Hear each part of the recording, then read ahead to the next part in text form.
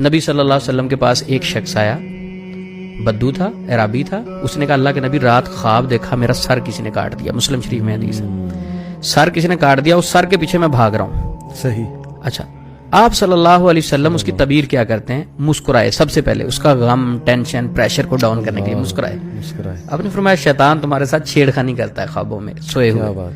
ایسا خواب کسی سے ذکر نہ کرو. چیلنج ہے علی بھائی آج کے دور میں، ایسا خواب آپ کسی سے جا کے معالج سے ذکر کریں، وہ کہ اوہ جادو ہو گیا آپ پہ، سر کاٹ دیا، ختم ہو گیا، علی بھائی اتر گیا تھا سر، وہ جادو ہے جی، یہ تو کنفرم، اب تو کچھ بھی نہیں بچے گا. صحیح. اسلام کیا کہہ رہا ہے؟ نبی پاک کے پاس صحابی ہیں، آپ مسکرائے، یعنی ٹینشن ہی نہیں لی. اس کو بھی کہا حوصلہ کرو، یہ شیطان چھیڑخانی کرتا ہے.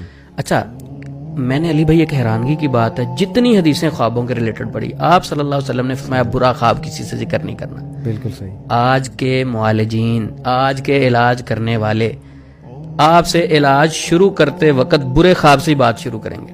آپ میرے پاس ٹریٹمنٹ کے لیے آئے، میں سب سے پہلے کیا سوال کروں؟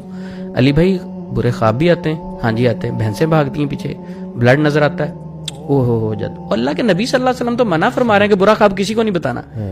اور آپ کون سے شرعی معالج ہو جو اس سے سب سے پہلے برے خواب کے بارے میں پوچھ رہے ہو؟ اور اسلام تو کہہ رہا ہے کہ برا خواب جو ہے کسی سے ذکر نہیں کرنا. کیا کرنا ہے؟ اعوذ باللہ من الشیطان الرجیم، بائیں کندھے پہ 3 بار تھوکیں، اسے زائل کر دیں، اسے اگنور کر دیں، ذہن سے نکال دیں.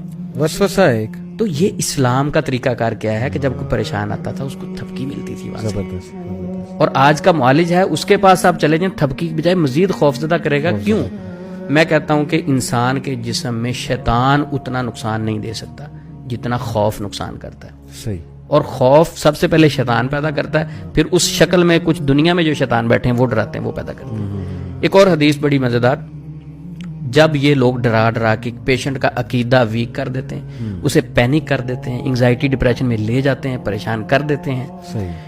اس کے بعد ان کا طریقہ کار بدل جاتا ہے. اچھا، اب اس میں جب ایک بندہ پینک ہو گیا ہے، صحیح، ٹھیک ہے، اس کا نظریہ چینج ہو گیا تو اس کے بلیوز کے اکارڈنگلی اس کے فیصلے ہوں گے. نبی پاک صلی اللہ علیہ وسلم ایک بوڑھے کا پتہ لینے گئے، تمہارداری کے لیے گئے. نبی صلی اللہ علیہ وسلم، آپ صلی اللہ علیہ وسلم نے جا کے اس بوڑھے کو کہا لا بأس طہور انشاءاللہ، کوئی مسئلہ نہیں، آپ نے پاک ہو جانا ہے، اس سے آپ ٹھیک ہو جانا ہے، آپ نے صحیح، یہ بیماری آپ کو پاک کرنے والی ہے. تو بوڑھا پتہ کیا کہتا؟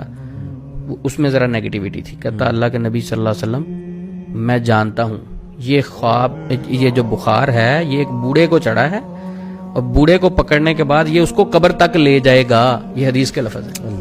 تو نبی پاک صلی اللہ، بخاری شریف کی حدیث ہے، نبی پاک صلی اللہ علیہ وسلم نے فرمایا ٹھیک ہے پھر اللہ تیرے ساتھ ایسا ہی معاملہ کرے. مختلف روایات میں ملتا ہے کہ نیکسٹ ڈے ہی اس کی ڈیتھ ہو گئی. اب اس کے اندر نیگیٹیوٹی تھی.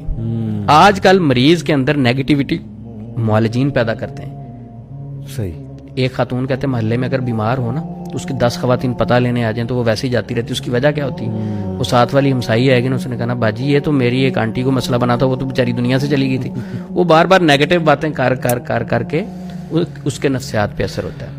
صحیح. تو یہ ساری چیزوں سے علی بھائی سمجھ یہ لگتی ہے کہ انسان کے نفسیات پہ یہ چیزیں اتنی اثر انداز ہوتی ہیں، انگزائٹی، ڈپریشن، سٹریس، اگر تو کسی اور معاملے کی وجہ سے تو ان سے بوسٹ اپ ہو جاتا ہے، مزید بڑھ جاتا ہے. کچھ لوگ تو آپ کو ایسے بھی کہیں گے علی بھائی جنات میں نے آپ کے جلا دیے اور آپ کے جن میں نے ایک بوتل میں قید کر دیے. ٹھیک ہے، آپ کے جن قید بھی ہو گئے بوتل، نیکسٹ ڈے وہی پھر حاضر ہو جاتے ہیں پیشنٹ میں. صحیح. وہ نیکسٹ ڈے کہاں سے آ گئے؟ اب عامل صاحب سے پوچھا جائے، سب سے پہلا سوال عامل صاحب سے پوچھا جائے آپ نے جن جلائے؟ جی. کتنے جلائے؟ جی 500 جن جلا دیا.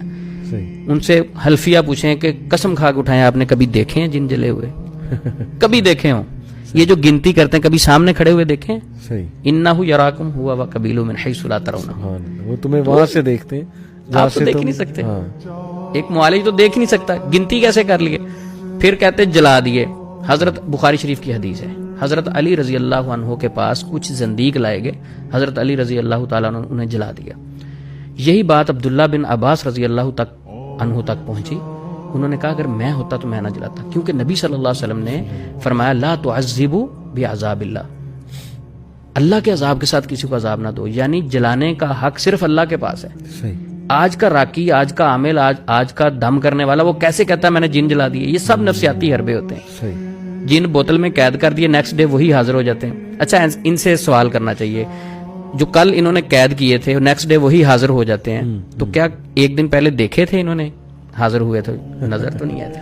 تو جب ہوا میں ہی ساری باتیں کر رہے ہیں تو کیوں لوگوں کا وقت ضائع کر رہے ہیں؟ اللہ اصل پیشنٹس کو کاؤنسلنگ کی ضرورت ہے.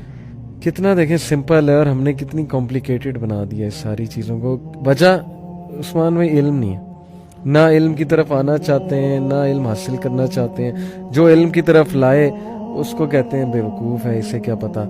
ہمیں پسند ہے ذرا سٹوریاں سنانے والا، ذرا ڈرانے والا، کہ نہیں جی نہیں میں آپ کو تعویذ دیتا ہوں، میں آپ کو دوائی دیتا ہوں، آپ پہ یہ ہو گیا وہ ہو گیا.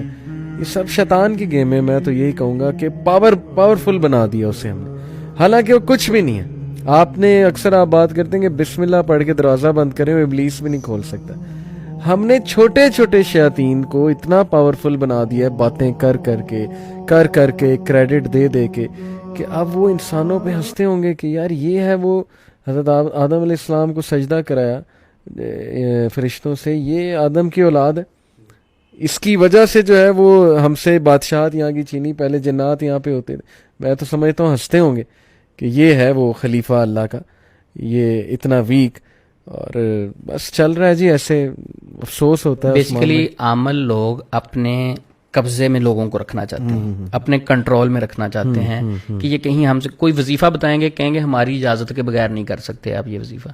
کو عمل بتائیں گے، نہیں اس کے لیے اجازت ضروری ہے. یہ بھی بڑا کامن ہے. ہاں ٹھیک. اچھا اجازت اس سے بندہ اس عامل صاحب سے پوچھے، سب سے پہلی جو چیز شریعت نے ہمیں دے دی، اذکار دیے صبح شام کے، قرآن کی تلاوت دی، ساری چیزیں، وہ کون دنیا کا بندہ ہے جو اس اجازت کو روک لے؟ اللہ. جس نے کلمہ پڑھا سب کو اجازت ہے، کون ہوتا ہے وہ اجازت روکنے والا؟ تو اس کے پیچھے بھی ایک عقیدہ ہے لوگوں کا کہ اگر پیر صاحب اجازت نہیں دیں گے نا تو اس عمل کا اثر ہی نہیں ہوگا. کنٹرول کرنے کے لیے. اچھا ان سے ویسے یہ علی بھائی پوچھنا چاہیے، ایک بندے نے سورۃ الفاتحہ پڑھی 100 مرتبہ، کسی نے عمل بتایا تھا، عامل نے اجازت نہیں دی، اجازت کے بغیر اس نے 100 بار فاتحہ پڑھی. اب نعوذ باللہ اللہ رب العزت اسے شفا دینا چاہیں صحیح، تو کیا اللہ رب العزت اس عمل کی اجازت کے محتاج ہیں؟ استغفر اللہ.